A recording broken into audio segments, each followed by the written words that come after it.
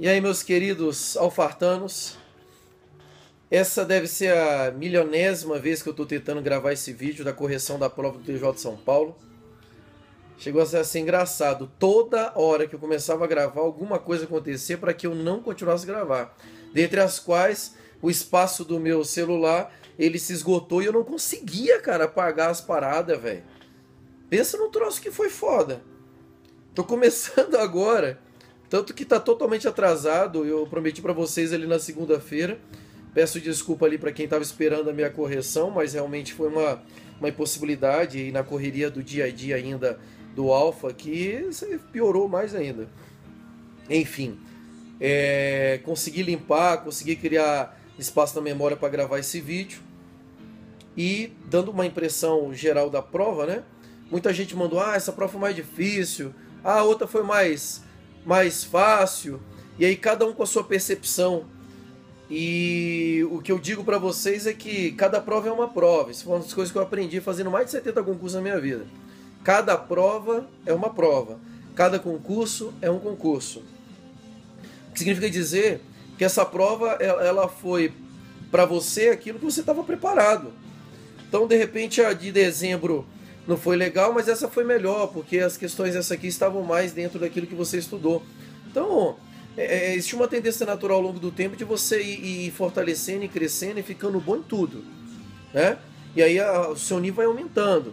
Pelo menos a maioria das pessoas com quem eu falei, elas tiveram um grande crescimento do concurso passado para esse, e o que refletiu certamente ali no resultado da sua prova, numa possível aprovação, que a gente vai esperar o resultado.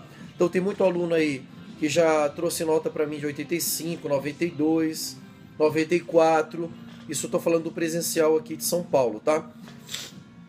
E aí o seguinte, a prova tava no nível da VUNESP, também não tem nada daquela parada, meu Deus, a VUNESP mudou o perfil dela, não. Quem tá assistindo minhas aulas, a VUNESP já tem mudado o seu perfil pelo menos nos últimos 3 anos, né? Tem nada que mudou o perfil nessa prova. Ela saiu daquele status de, eu vou cobrar só decoreba, basta saber o texto de lei que você passa. Não, já saiu faz tempo disso aí. Você pegar os últimos 3 anos da VUNESP, você vai encontrar questões com nível de dificuldade alto. A própria prova de constitucional, que no seu contexto as 6 questões estavam fáceis, mas uma estava, realmente foi o capeta que fez, ele subiu a terra, foi lá, fez a questão e desceu pro fogo lá para ficar te queimando ainda. Mas não era nada impossível, era difícil, mas não impossível. E a ideia de comentar essas questões com vocês agora é exatamente que esse material sirva para você estudar no futuro, tá? Para isso eu sugiro que você pegue então a sua prova. Para quem não fez a prova do TJ e estiver assistindo esse vídeo, esse vídeo é um comentário da prova do Tribunal de Justiça do Estado de São Paulo 2015. Então você vai pegar, baixa essa prova lá no site da VUNESP ou no outro site que baixa questões, e você vai encontrar as questões de direito constitucional lá, que são as questões que eu vou comentar, tá? Não estou comentando toda a prova, porque eu sou professor só de direito constitucional. E vamos lá, vamos aos comentários aqui das questões, para a gente entender aqui o que aconteceu, como é que a VUNESP trabalhou essas questões aqui, né? Então vamos lá. A minha prova, a primeira questão é uma questão 44, que é a questão do CREF, né? Muita gente saiu da prova, só lembrava dessa porra. Falava assim, caraca, mas aquela do CREF... Tipo assim, a VUNESP colocou de propósito. Na primeira questão de constitucional, que é a prova mais fácil da VUNESP, no meu ver, colocou a do capeta. Então, tipo assim, o cara pegou a primeira questão e tentou fazer, ele falou assim, caraca, velho, eu não vou conseguir fazer essa prova, se desesperou. Por isso que eu sempre digo, começou a fazer a questão, viu que ela tá muito cabulosa, pula pra outra, meu brother, depois você faz essa, tá? Então essa aqui era uma questão que se eu tivesse fazendo a prova, eu teria pulado pra próxima, pra depois voltar nela com mais tranquilidade, com mais serenidade, né? Então vamos lá. Então, primeira questão, pra quem quer saber, eu tô ouvindo aqui, se você estiver ouvindo um sonzinho, né? Radiohead, sonzinho gostoso ali pra estudar, sempre gosto de ouvir aqui essa música aqui. Então vamos lá, primeira questão. João é ex-jogador de futebol e, embora não graduado em educação física, é treinador e monitor de uma escola de futebol. João não tem registro no Conselho Regional de Educação Física, o CREF, e está sendo compelido pelo Conselho Regional de sua cidade a ter registro em seus quadros. O advogado de João explicou-lhe corretamente que nos termos da Constituição Federal, letra A, seu registro nos quadros do CREF será obrigatório, caso haja lei que imponha essa obrigatoriedade, não sendo suficiente norma interna do CREF a respeito. Letra B. O CREF só pode obrigá-lo a ter registro se houver norma interna desse conselho que imponha a treinadores e monitores de futebol terem registro em seus quadros. Letra C. Seu registro nos quadros do CREF não será obrigatório, ainda que haja lei estabelecendo sua obrigatoriedade, uma vez que a Constituição assegura a liberdade de exercício de qualquer trabalho, ofício ou profissão. Letra D. O CREF pode obrigá-lo a ter registro, independentemente de qualquer disposição legal, já que possui poder de polícia. Letra E. Não poderá exercer a profissão de treinador e monitor de futebol, caso não haja lei que regulamente essa profissão, sendo nessa hipótese descabida a exigência do registro nos quadros do CREF. Então vamos lá. Questão foda mesmo, eu acho o nível dessa questão dificílimo para a VUNESP, tá? E essa é uma prova de nível médio, então vocês já começam a perceber para os próximos concursos da VUNESP que não tem nada mais que aquelas provinhas michuruca, tá? Essa é uma questão de nível alto, mas que a própria questão ela já te deu um insight, né? Ela deveria ter te dado na hora da prova um insight de onde você tinha que buscar a informação sobre a resposta dessa questão, né? E o insight vem na letra C, quando ele fala sobre a previsão no texto constitucional que assegura a liberdade de exercício de qualquer trabalho, ofício ou profissão. Ou seja, para resolver essa questão, você tinha que lembrar do inciso 13 do artigo 5º, que é o inciso que fala sobre a liberdade de escolha de qualquer trabalho, ofício ou profissão. Fazendo uma releitura aqui desse inciso, ele diz assim: é livre a escolha de qualquer trabalho, ofício ou profissão, atendidas às qualificações exigidas em lei. Ou seja, liberdade de escolha profissional permite a você escolher qualquer profissão que você quiser. É livre. Ou seja, esta é uma norma que ela produz efeitos automáticos a partir do momento que você lê ela. Mas ela permite que esses efeitos sejam restringidos por uma lei. Lei. Então quando ela fala que é livre a escolha de qualquer trabalho, ofício ou profissão, atendida às qualificações previstas em lei, ela fala assim, olha, você pode escolher qualquer profissão, mas se porventura tiver alguma profissão com previsão de lei e requisito específico, você tem que seguir aquele requisito, tá? Numa prova mais complexa, você poderia encontrar, por exemplo, um questionamento acerca da eficácia desse dispositivo. Então, essa é uma norma de eficácia contida. Ela é auto-aplicável na sua origem, mas permite que outra norma restrinja os seus efeitos. Então, se você tivesse essa compreensão, a partir daí você poderia desenvolver um raciocínio jurídico em torno dessa questão, né? E aí o aluno olhou para mim e falou assim, pô, André, mas eu nunca li essa porra da lei do CREF, eu não sei de nada disso, eu não sei se professor tem que ter, professor de futebol, de escola de futebol, tem que ser professor de educação física, sem ser regulamentado no CREF. Se você soubesse dessa informação, ficaria mais fácil, entre aspas, porque tem uma intensa discussão no Poder Judiciário sobre este tema, caso você não saiba. Mas nada disso era necessário para resolver essa questão. A única coisa que você tinha que saber era que a liberdade da escolha da profissão, ela produz efeitos imediatos, ou seja, é livre. Você pode escolher a profissão que você quiser e pode exercê-la. E você só terá esse direito restringido se tiver previsão em lei. Então, o caminho seria nesse sentido, né? Se tivesse alguma restrição prevista em lei, você poderia sim ser impedido de exercer a profissão. Então, voltando à questão, o cara é ex-jogador de futebol, tá? Show de bola. E professor de uma escolinha de futebol.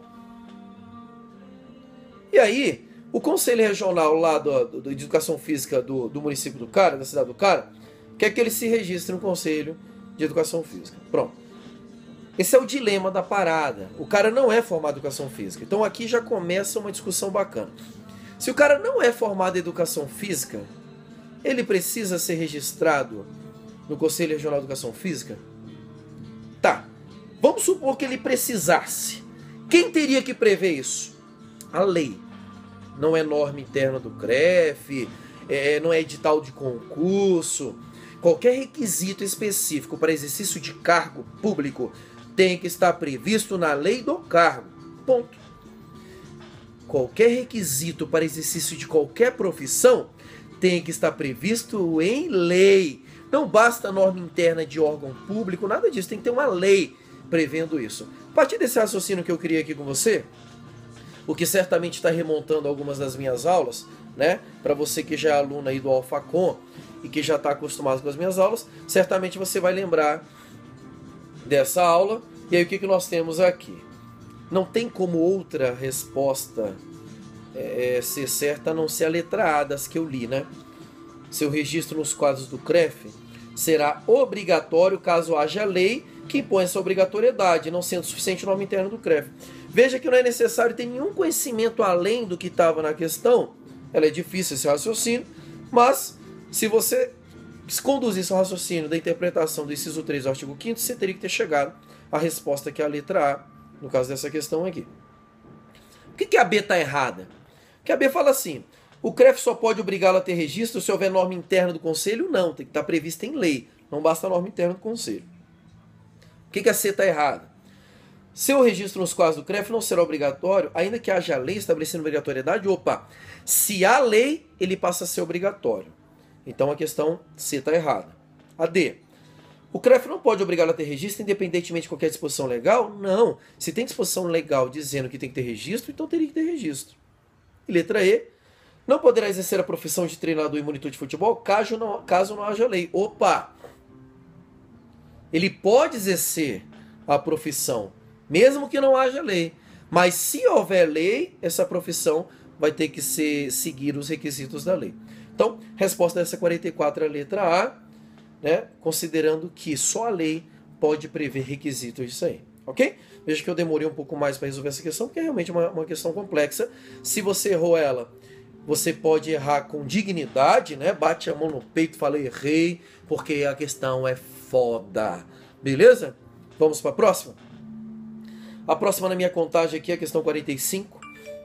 E ela fala assim, segundo a Constituição Federal, é correto afirmar que, letra A, conceder-se a mandado de segurança para proteger direito líquido e certo, ainda que amparado por habeas corpus ou habeas data, quando o responsável pela ilegalidade ou abuso de poder for autoridade pública ou agente de pessoa jurídica no exercício de atribuições do poder público. B. Pode ser concedido mandado de junção, caso a norma regulamentadora viole o exercício dos direitos e liberdades constitucionais. C. Qualquer cidadão é parte legítima para impetrar mandado de segurança coletivo. D.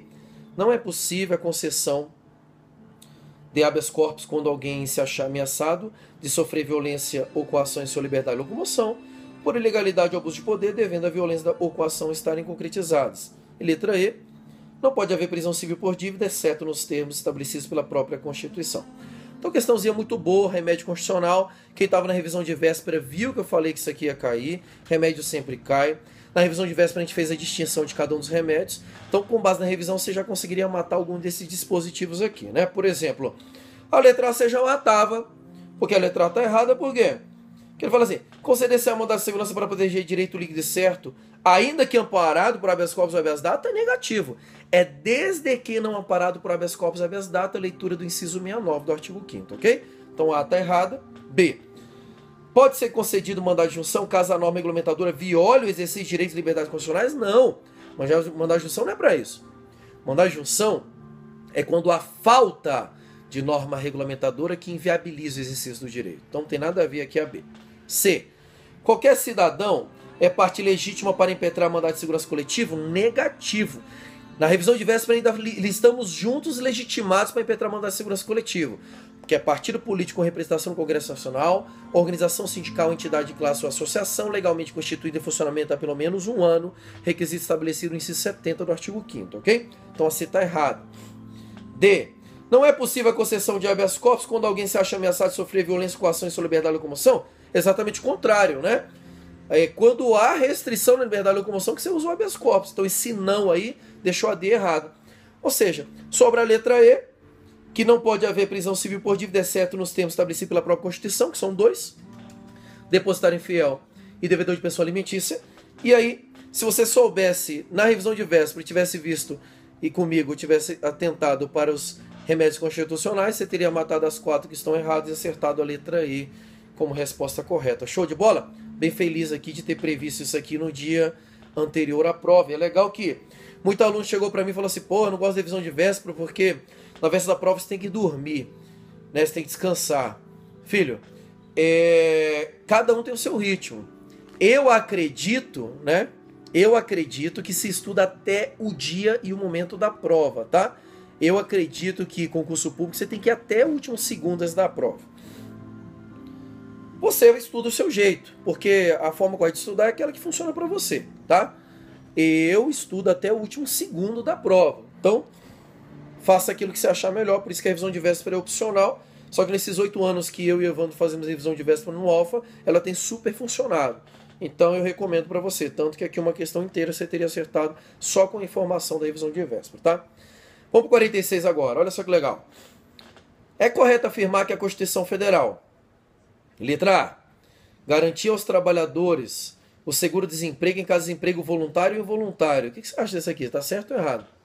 Errado, né, gente? Artigo 7º da Constituição, falando de direito social, desemprego voluntário não, só do involuntário, ok? Letra B. Inseriu entre os direitos dos trabalhadores a irredutibilidade do salário, salvo, contudo, o disposto em convenção com outro coletivo? Artigo 7º da Constituição traz exatamente essa previsão aqui. Então ela está corretinha, tá? Letra C.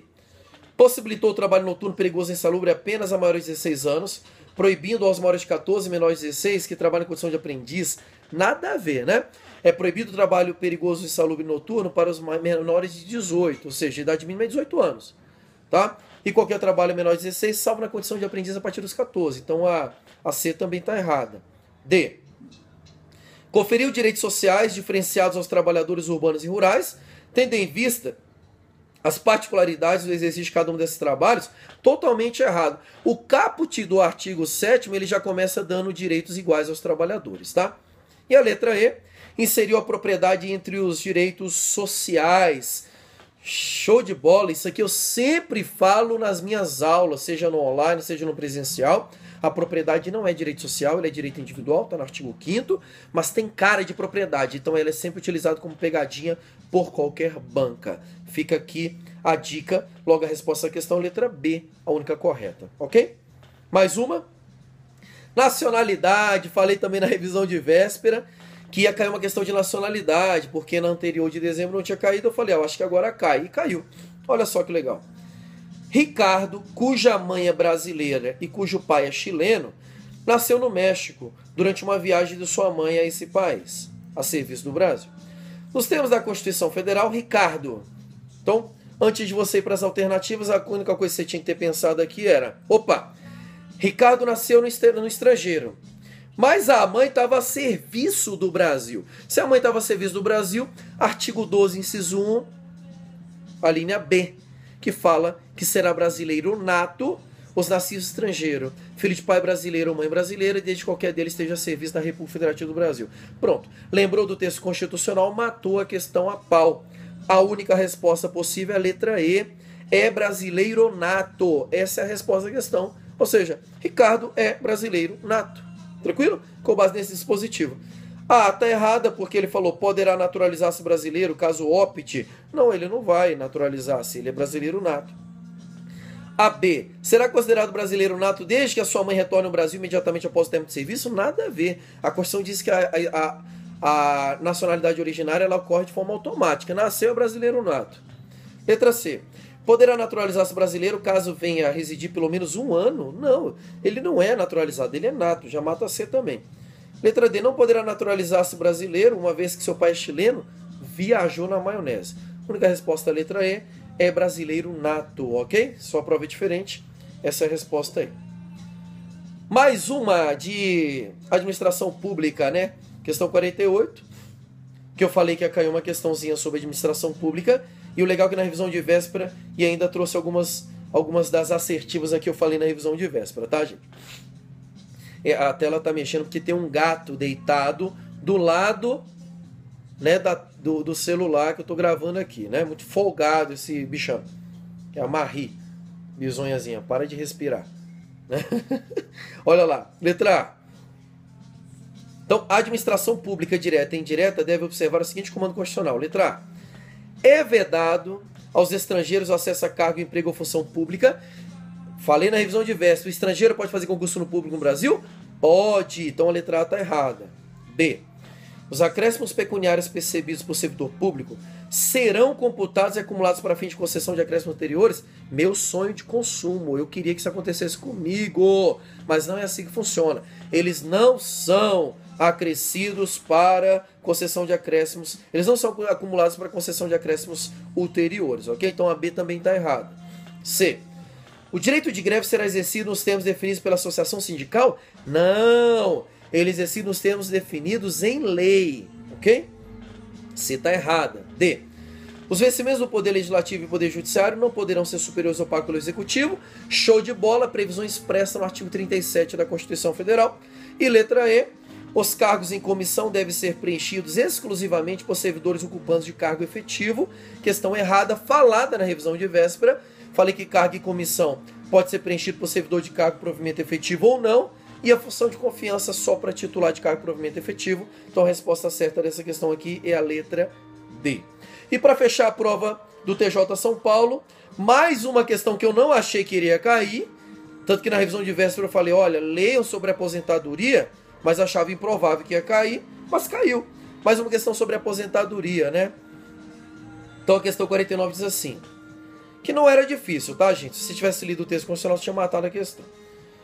Maria tem 59 anos de idade, ingressou pela primeira vez no serviço público aos 49, tendo ocupado durante todo esse tempo o mesmo cargo efetivo. Ela possui no total de sua vida laboral 10 anos de contribuição previdenciária junto ao regime próprio de previdência dos servidores, nunca tem contribuído ao regime geral de previdência social. Maria, que pretende aposentar-se pelo regime próprio de previdência dos servidores, ao analisar as regras atuais estabelecidas na Constituição Federal, verificou que, letra A, só poderá aposentar-se voluntariamente após completar o mínimo de 15 anos de contribuição previdenciária? Letra B. Poderá aposentar-se voluntariamente aos 60 anos com proventos integrais? Letra C.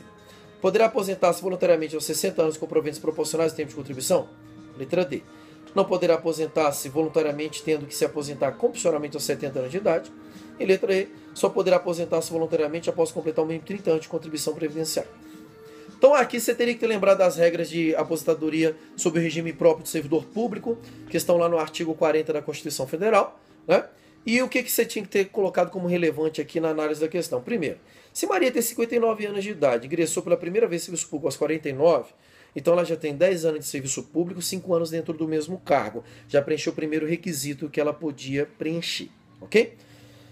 E aí ela vai lá, não pode aposentar voluntariamente após completar o mínimo 15 anos de contribuição? Tá errado, tá? Tá errado. Por quê?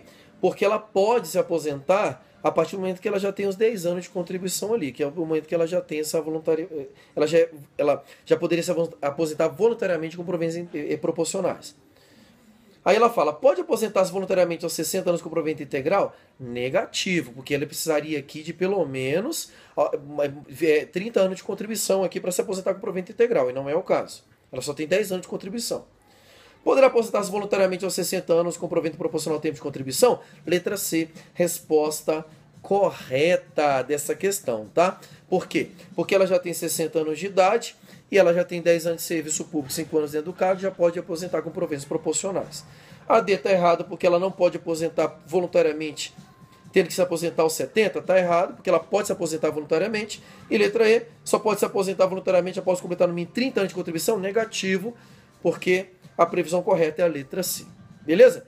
Aqui a gente mata, então, a revisão da prova do TJ São Paulo. Esse é um vídeo maior, né? Um vídeo como se fosse uma aula aqui, porque a gente está fazendo comentário de todas as questões.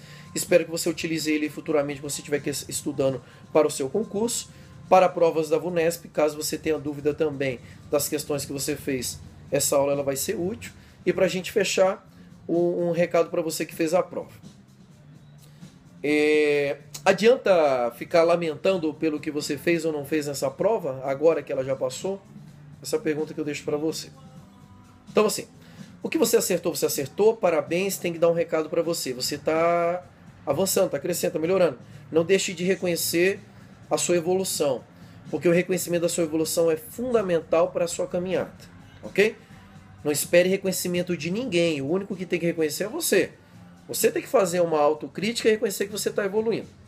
Se você não evoluiu, você tem que fazer uma autocrítica e perceber onde você pode melhorar. Então, cada questão que você errou na prova, ela tem que te gerar um aprendizado, não adianta se lamentar. Não adianta se lamentar que você passou questão errada para o gabarito e ficou uma questão fora de ser classificado. Você tem que aprender com isso. Você tem que aprender que na próxima prova que você fizer, você tem que prestar atenção na porra do gabarito e passar com tranquilidade. Não adianta você lamentar que você perdeu o tempo da prova nas questões de matemática e raciocínio lógico. Porque eu avisei na revisão de véspera, avisei para as nossas turmas, o Presencial São Paulo, que questão de matemática e raciocínio lógico a gente deixa por último, porque elas gastam mais tempo. E aí eu já fiz o resto da prova, já está garantido, já passei questão para o gabarito e tudo. Tá? Não adianta se lamentar, agora é hora de aprender. Não adianta se lamentar que você chegou atrasado na hora da prova. Agora é hora de aprender. Não adianta você se lamentar porque o seu celular tocou na hora da prova. Agora é hora de aprender. Ou seja, todas as merdas que você fez nesse concurso tem que gerar para você aprendizado. E o aprendizado gera crescimento. E o crescimento faz a gente se aproximar do sonho. O crescimento faz a gente chegar perto daquilo que nós queremos, daquilo que nós almejamos. E a única coisa que eu digo para você agora, para finalizar esse vídeo, não desista do seu sonho. Esse sonho é um sonho possível. Do mesmo jeito que vários alunos nossos vão passar no concurso TJ de São Paulo, você também vai passar. Talvez não neste, mas se não for nesse, no próximo certamente será. Então a única coisa e a única missão que você tem a partir de hoje é aprender com seus erros e continuar caminhando, porque a sua hora vai chegar. Um beijo no seu coração e seja sempre bem-vindo ao meu canal do YouTube. Se você acha que esse canal do YouTube ele agrega algum valor para a tua vida, divulgue ele para os seus amigos. Se você acha que minha página do Facebook agrega algum valor para a tua vida, divulgue ele para os seus amigos, porque a minha única missão hoje é uma missão que eu tenho no meu coração, o Evandro Guedes tem no coração dele, que é uma missão pessoal nossa, é por isso que a gente tem grande satisfação de fazer isso que a gente faz. É trazer algum valor para a tua vida, contrário à maioria das pessoas, né? A maioria das pessoas hoje no mundo estão decepcionadas, frustradas, com medo. A maioria das pessoas do mundo hoje estão putas. A maioria das pessoas do mundo hoje irradiam ódio, irradiam frustração, irradiam reclamação. Elas reclamam o dia todo da vida. E no meu Facebook, no meu canal do YouTube, a única coisa que eu quero trazer para você é esperança. Quero trazer mensagens positivas para dar um up na sua vida. E é isso que eu desejo para você. É que você sempre, quando você entrar no meu canal, entrar na minha página, ler alguma mensagem minha, isso possa agregar valor à tua vida, para você crescer. Porque eu quero ver você grande, porque você pode crescer. Tá? Então encare esse desafio dessa prova TJ como mais um desafio. Aprenda com ele e siga em frente, rumo ao seu grande sonho de se tornar servidor público, que é um sonho possível, ok? Se o retardado Evandro passou, se eu, que nunca estudei porra nenhuma na minha vida, passei, você também pode passar. Então, querido, beijo no seu coração e até o próximo divã com o Daniel Sena. Esse divã, no caso hoje, especial correção prova de concurso. Um abraço e até lá. Fui!